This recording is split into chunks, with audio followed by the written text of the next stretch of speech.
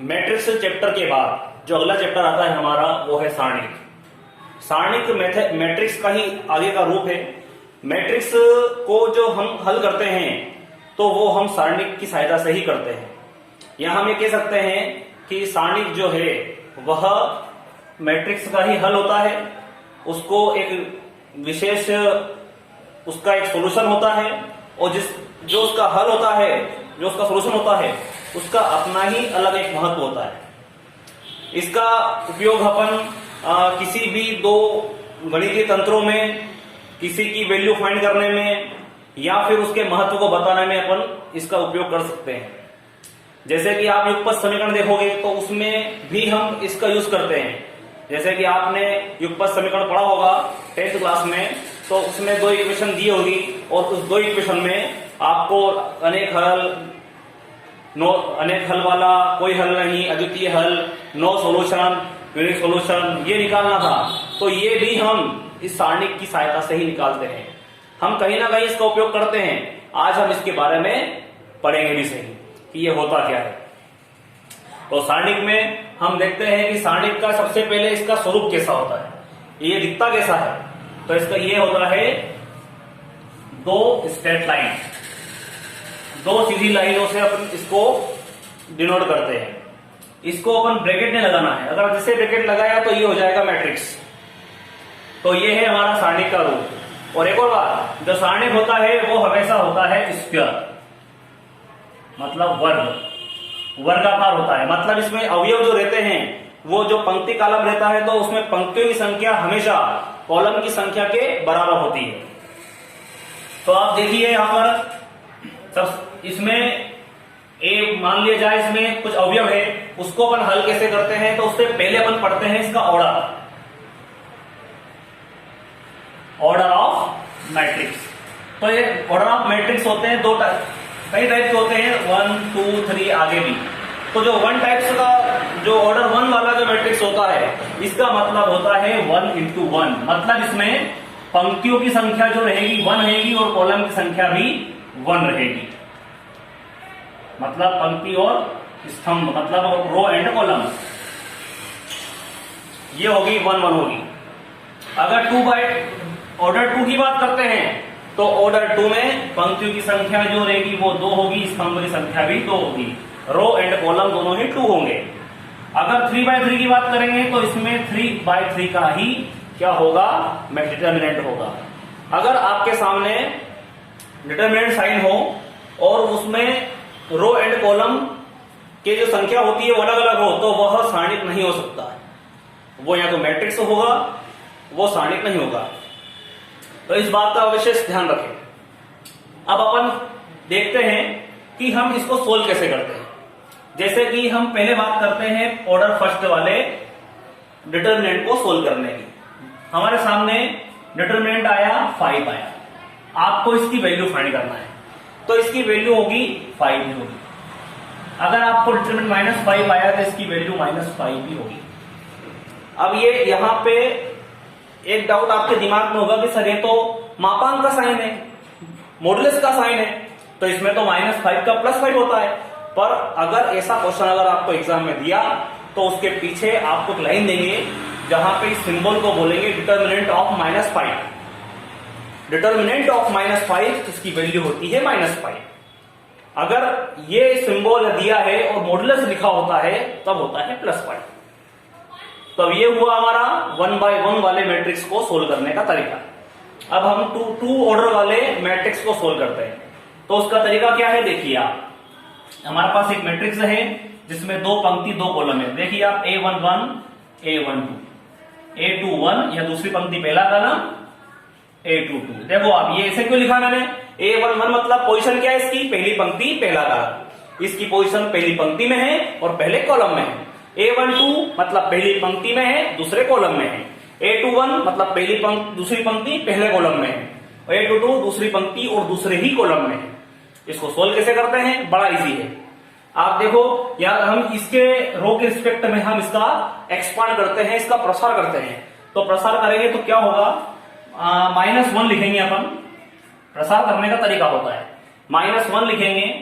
-1 के बाद में हम देखेंगे कि इसकी पोजीशन क्या है। इसकी पोजीशन है 1 + 1।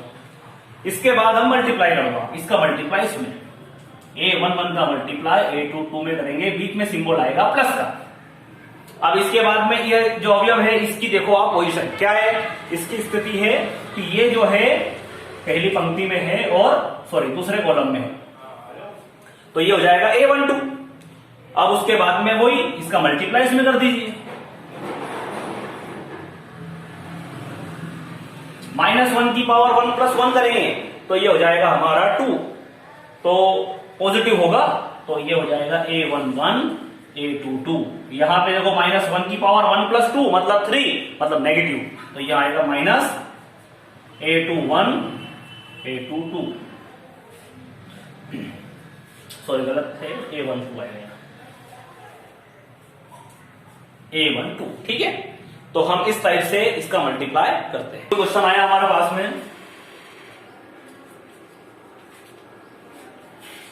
Find the value of x, और आपको दे दिया x 1 और x = 0। एक अपने को डिटरमिनेंट दे दिया है और आपसे बोला जाए कि इसकी वैल्यू निकालो, तो बहुत सिंपल है। क्या करना है आपको, जैसे इसका कैसे करते हैं अपन सोल्यूशन कि इसका मल्टीप्लाई इसमें करते हैं, बीच में आता है माइनस और इसका मल्टीप्लाई इसमें करते हैं। आपको करना क्या है, एक a11 का a22 में मल्टीप्लाई कर देना है। तो x का मल्टीप्लाई x में होगा, x², बीच में सिंबल आएगा माइनस का, और 1 का मल्टीप्लाई कर देंगे 1 में, = 0। तो x² हो जाएगा प्लस का 1, तो x हो जाएगा ±1। ये प्लस का भी हो सकता है और माइनस का भी हो सकता है।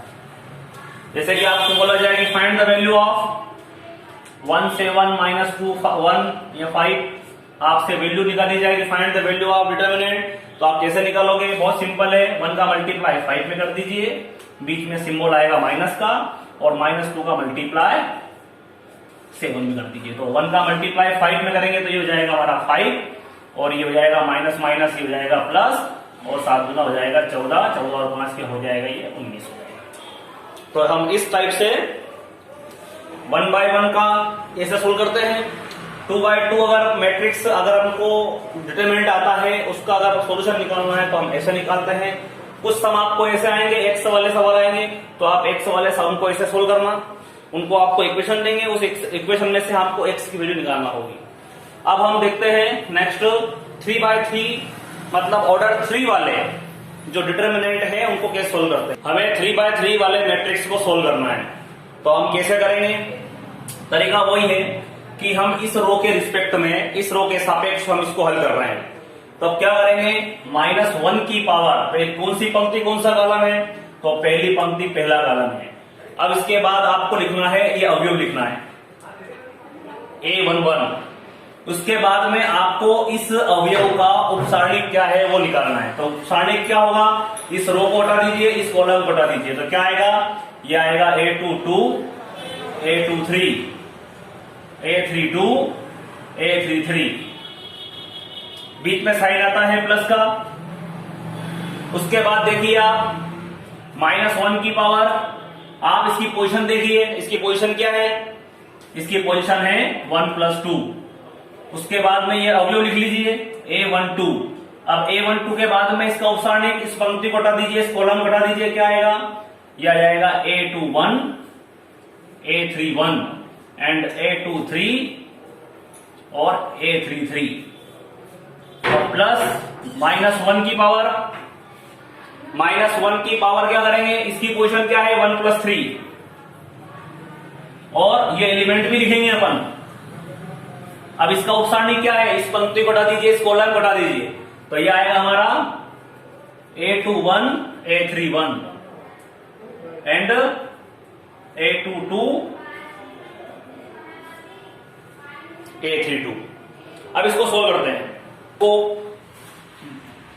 अब इसको देखते हैं आगे क्यों करते हैं इसको। -1 की पावर 1 + 1, -1 की पावर 1 + 1 मतलब पॉजिटिव, मतलब a11 पॉजिटिव होगा, और ब्रैकेट में क्या होगा, इसका मल्टीप्लाई, इसको कर चुके हैं अपन, कैसे सोल्व करते हैं, इसका मल्टीप्लाई इसमें करते हैं a22 a33, बीच में आता है माइनस का साइन, इसका मल्टीप्लाई इसमें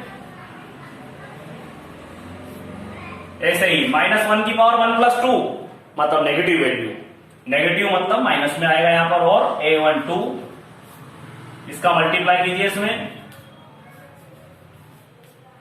बीच में आता है माइनस, A31 का मल्टीप्लाई करेंगे A23 में, -1 की पावर 1 + 3 मतलब 4, तो ये होगा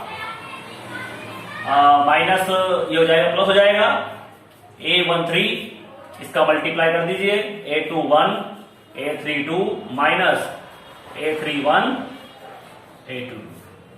तो आप ऐसे 3/3 वाले मैट्रिक्स को सोल्व करेंगे। एक एग्जांपल लेते हैं, मैं छोटा सा एग्जांपल लेता हूं।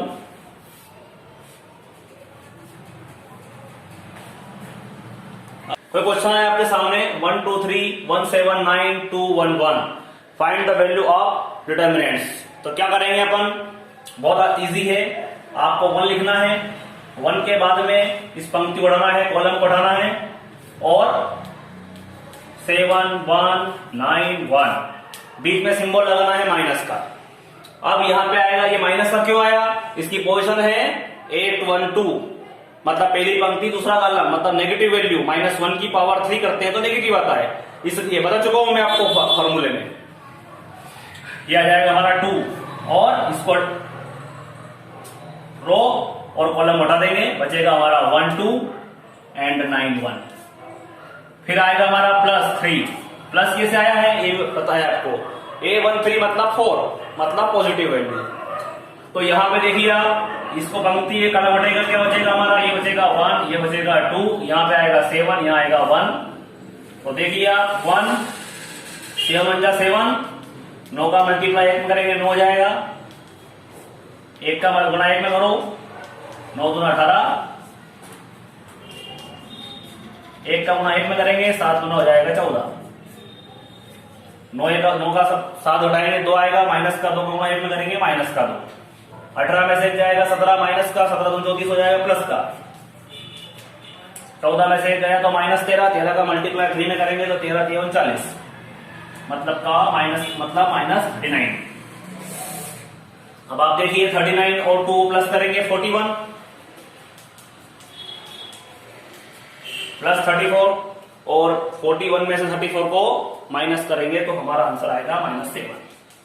तो इस टाइप से आप 3/3 के मैट्रिक्स सोल्व करना है, 2/2 के मैट्रिक्स सोल्व करना है, x की वैल्यू निकालने वाले सम आएंगे उनको देखना है।